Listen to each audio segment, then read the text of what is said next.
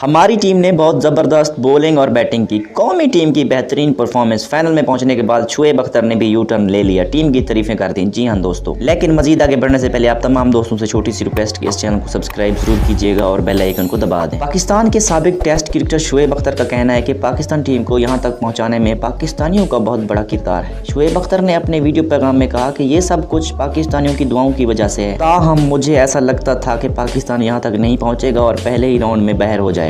याद रहे, ये वही शुएब अख्तर है जिसने कुछ दिन पहले पाकिस्तान टीम के कप्तान बाबर आजम को बेहतरीन कप्तान करार दिया था और पाकिस्तान टीम को बेहतरीन टीम करार दिया था। जी हाँ दोस्तों, मजीद उनका क्या कहना था वो भी आपको बताते हैं। पाकिस्तानी क्रिकेट टीम की शानदार करतगी देखने के बाद शुएब अख्तर बहुत खुश नजर आए। उन्होंने कहा कि अब मुझे यकीन है इस कौम को कोई तोड़ नहीं सकता। साबिक फास्ट बॉलर ने मजीद कहा कि हमारी टीम ने बहुत ज़बरदस्त बॉलिंग और बैटिंग की, जिस पर मैं पाकिस्तानी टीम और पूरी कौम का शुक्रिया अदा करता हूँ। जी हाँ दोस्तों, अगर आप क्रिकेट लवर हैं तो इस चैनल को सब्सक्राइब कीजिएगा और बेल आइकन को दबा दीजिएगा और इस वीडियो को लाइक ज़रूर कीजिएगा।